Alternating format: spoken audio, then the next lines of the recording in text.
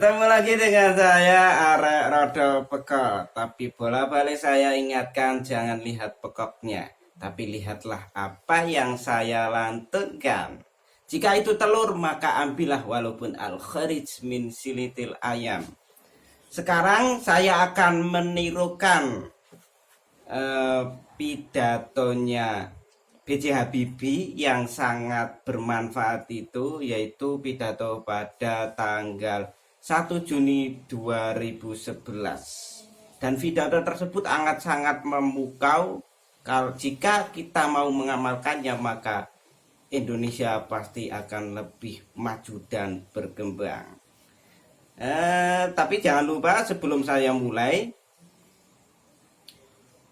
agar supaya kami tidak layu sebelum berkembang, maka langkah baiknya subscribe dan like juga share.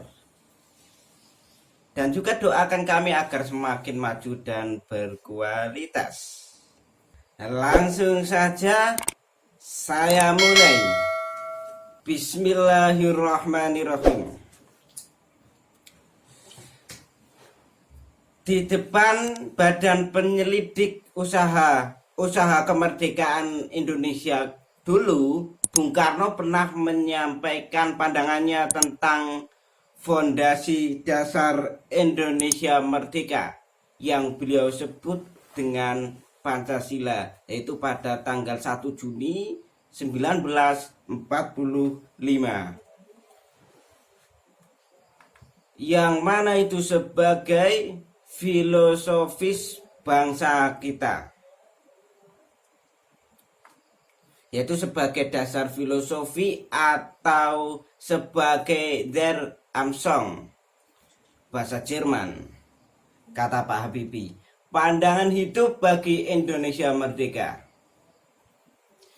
Selama 66 tahun perjalanan bangsa, Pancasila telah mengalami berbagai batu ujian dan dinamika sejarah sebagai sistem politik sejak zaman demokrasi parlementer, era demokrasi terpimpin, era demokrasi Pancasila, hingga demokrasi multikultural di era reformasi saat ini. Di setiap zaman, Pancasila harus melewati alur dialektika peradaban yang mengunci ketangguhannya sebagai dasar filosofi bangsa Indonesia yang terus berkembang dan tak pernah berhenti di satu titik terminal sejarah. Sejak 1998 kita memuji era reformasi. Di satu sisi kita menyambut gembira munculnya fajar reformasi yang diikuti gelombang demokratisasi di berbagai bidang. Namun, bersamaan dengan kemajuan kehidupan demokrasi tersebut, ada sebuah pertanyaan mendasar yang perlu kita renungkan bersama. Di manakah Pancasila kini berada? Pertanyaan ini penting dikemukakan karena sejak reformasi 1998, Pancasila seolah tenggelam dalam pusaran sejarah masa lalu yang tak lagi relevan untuk diikut sertakan dalam dialektika reformasi. Pancasila seolah hilang dari memori kolektif bangsa.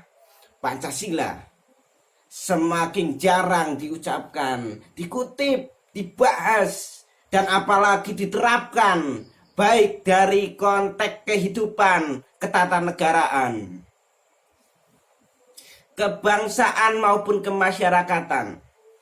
Pancasila seperti tersandar di sebuah lorong sunyi, justru di tengah denyut kehidupan bangsa Indonesia ini yang semakin hiruk pikuk dengan demokrasi dan kebebasan berpolitik.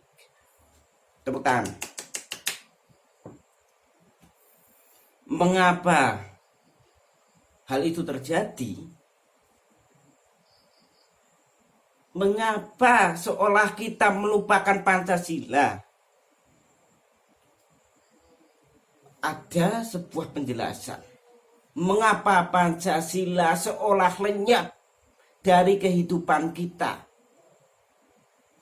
Pertama, situasi dan lingkungan kehidupan bangsa yang telah berubah baik di tingkat domestik, regional maupun global. Situasi lingkungan kehidupan bangsa pada tahun 1945 telah mengalami perubahan yang amat nyata pada hingga saat ini dan akan terus berubah pada masa yang akan datang. Beberapa perubahan yang kita alami antara lain. Pertama, terjadinya proses globalisasi dalam segala aspeknya. Pemanfaatan teknologi informasi oleh masyarakat, di mana informasi menjadi kekuatan yang amat berpengaruh dalam berbagai aspek kehidupan, tapi juga yang rentan terhadap manipulasi informasi dengan segala dampaknya.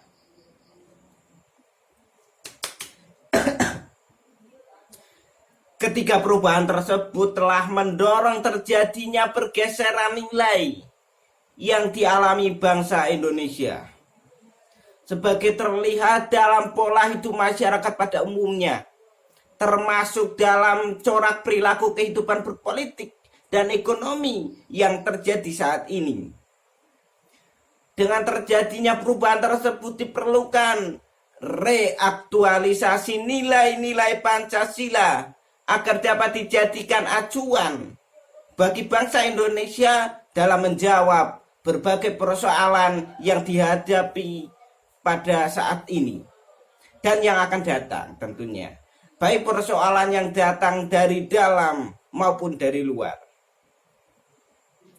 Sebelum keberhasilan kita melakukan reaktualisasi nilai-nilai Pancasila tersebut menyebabkan keterasingan Pancasila dari kehidupan nyata bangsa Indonesia ini.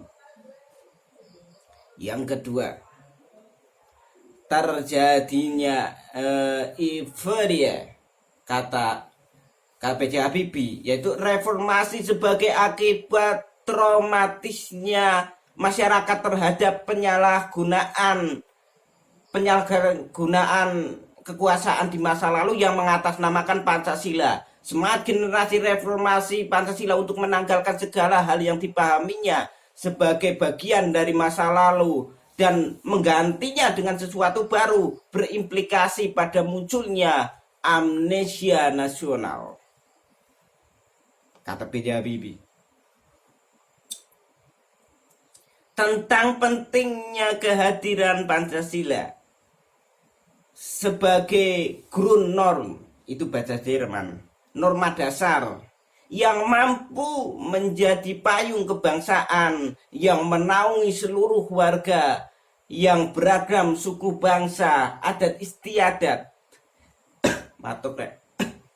Penolakan terhadap segala hal yang berhubungan dengan Orde Baru menjadi penyebab mengapa Pancasila kini absen dalam kehidupan berbangsa dan bernegara.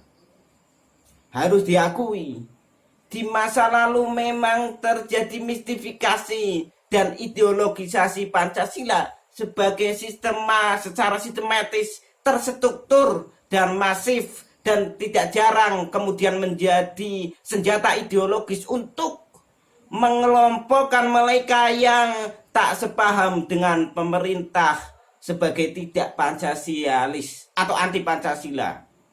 Dalam bahasa kitab namanya buhot. Pancasila diposisikan sebagai alat penguasaan melalui monopoli pemaksaan dan penafsiran Pancasila yang digunakan untuk kepentingan melanggengkan kekuasaan.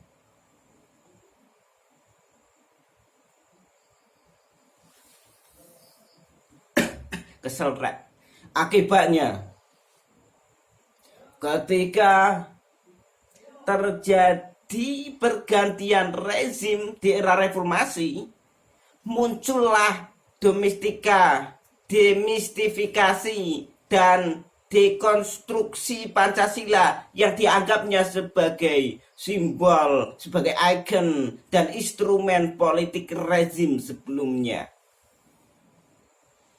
Pancasila ikut dipersalahkan karena dianggap menjadi ornamen sistem politik yang represif dan bersifat monolitik, sehingga membekas sebagai trauma sejarah yang harus dilupakan.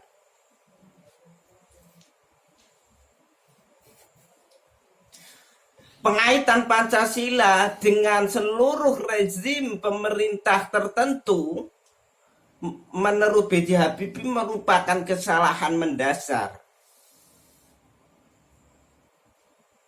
Pancasila bukan milik sebuah era atau ornamen kekuasaan pemerintah pada masa tertentu. Pancasila bukan representasi sekelompok orang, golongan, atau orde tertentu. Pancasila adalah dasar negara yang akan menjadi pilar penyangga bangunan arsitektural yang bernama Indonesia. Tepuk tangan.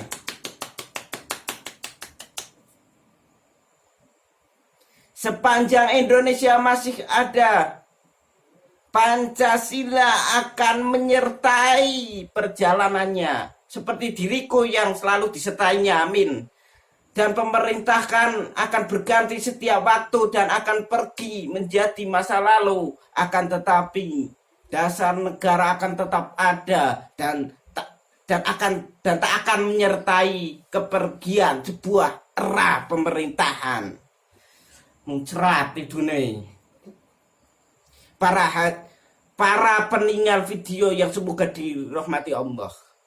Pada refleksi Pancasila 1 Juni 2011 dulu, pada saat B.J. Habibie pidato, B.J. Habibie ingin mengemukakan apa yang sudah dikatakan banyak kalangan, ya ini perlunya kita melakukan reaktualisasi, restorasi atau revitalisasi nilai-nilai Pancasila dalam kehidupan berbangsa dan bernegara, terutama dalam rangka menghadapi berbagai permasalahan bangsa masa kini dan masa yang akan datang.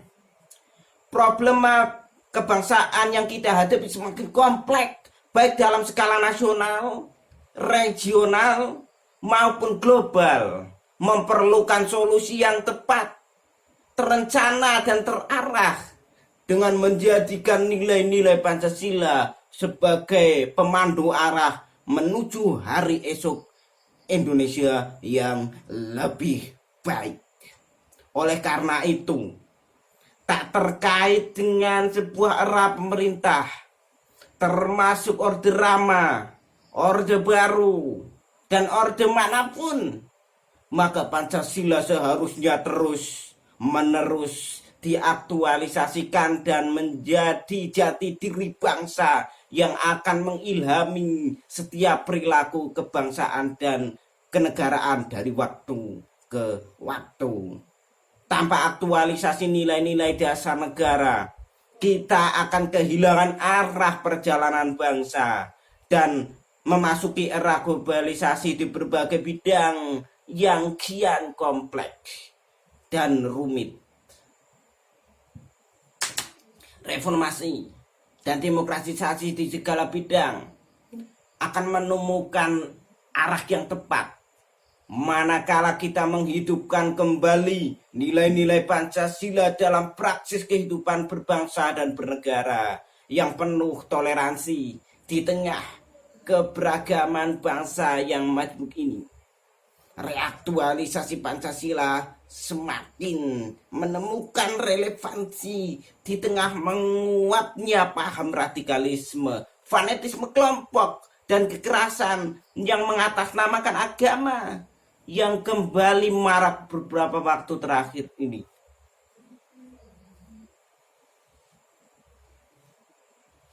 Saat infrastruktur demokrasi terus dikonsolidasikan, sikap intoleransi dan kecenderungan mempergunakan kekerasan dalam menyelesaikan perbedaan, apalagi mengatasnamakan agama, menjadi kontrapolitis bagi perjalanan bangsa yang multikultural ini.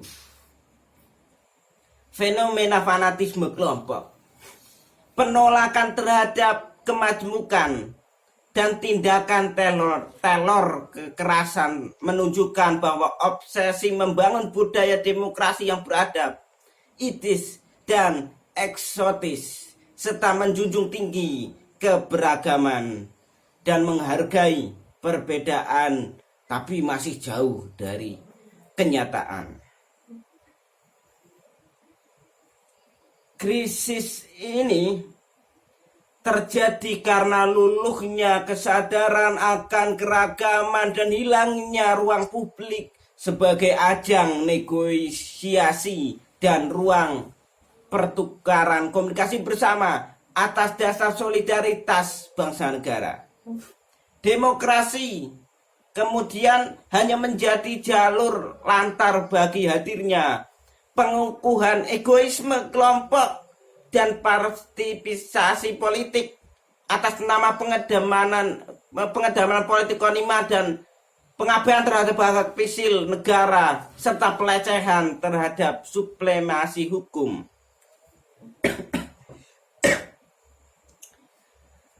Dalam perspektif itulah reaktualisasi Pancasila diperlukan untuk memperkuat paham kebangsaan kita yang majemuk dan memberi jawaban atas sebuah pertanyaan, akan dibawa kemana hidup peradaban bangsa ini berlayar di tengah lautan zaman yang penuh tantangan dan ketidakpastian.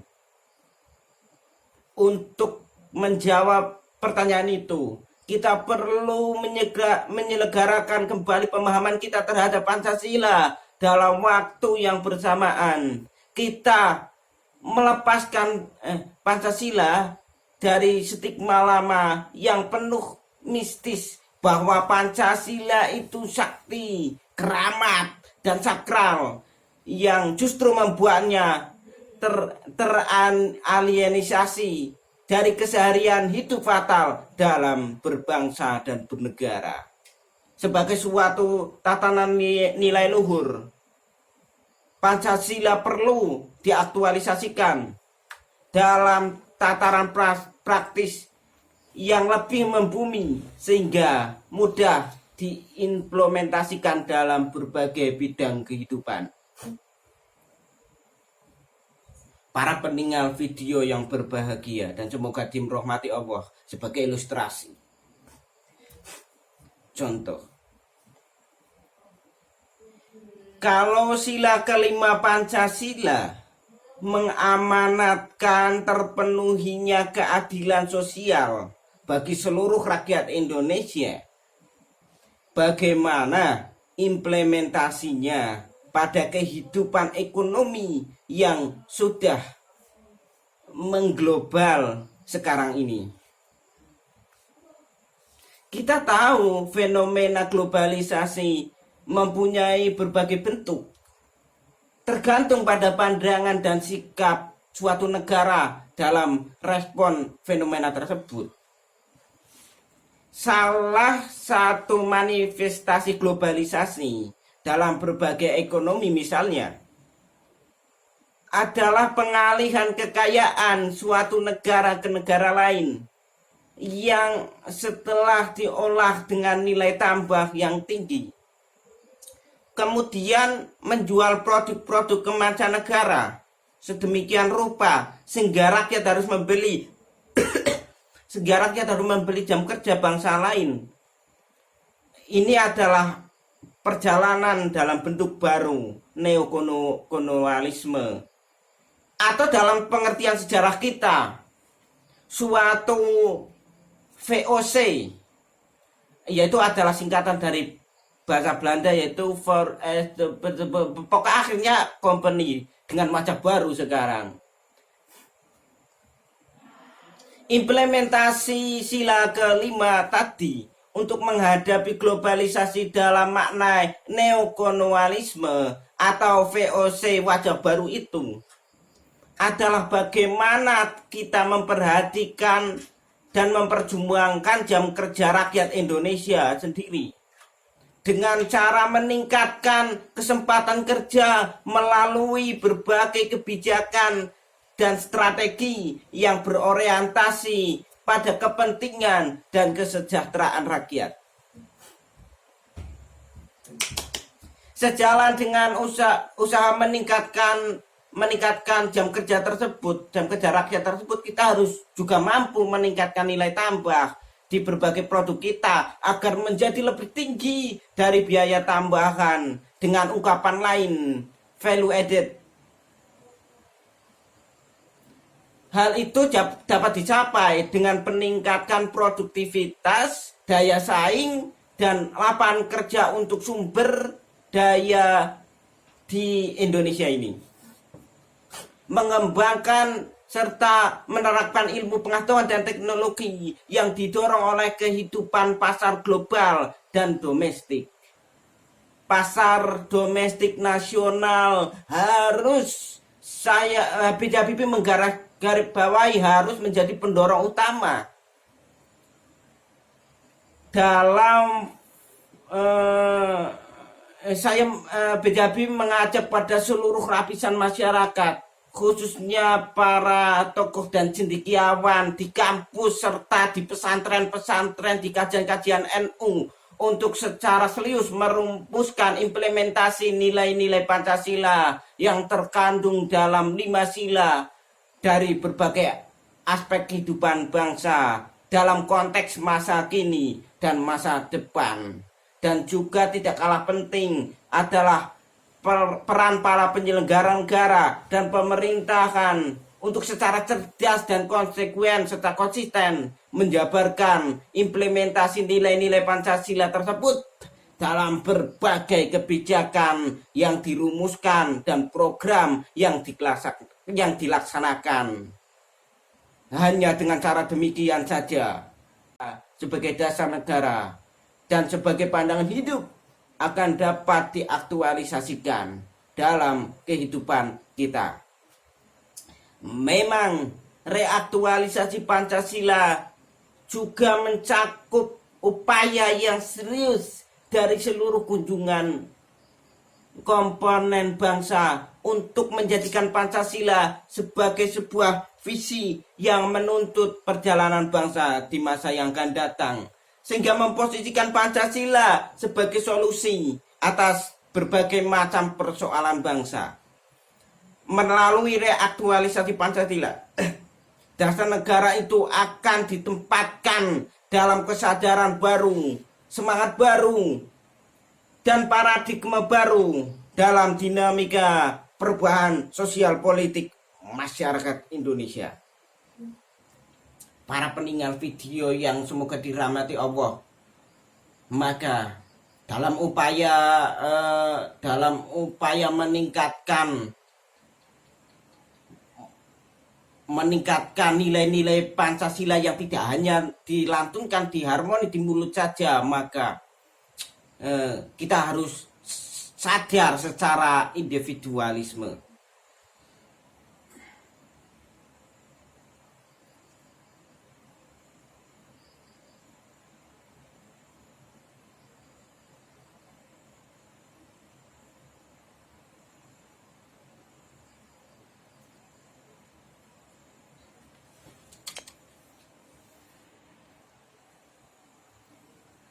Pancasila harus bisa menuntun bahasa Indonesia di masa akan datang, sehingga sebagai bisa jadi solusi atas berbagai persoalan bangsa. Melalui reaktualisasi Pancasila, dasar negara itu akan ditempatkan dalam kesadaran baru, semangat baru, dan paradigma baru dalam dinamika perubahan sosial politik masyarakat Indonesia.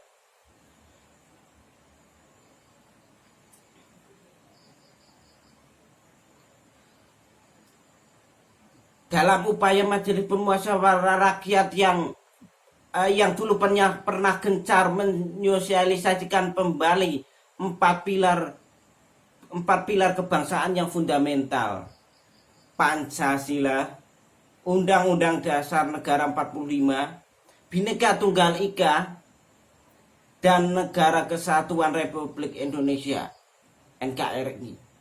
Keempat pilar itu sebenarnya telah lama ditancapkan dalam bumi pertiwi oleh para founding father kita di masa lalu.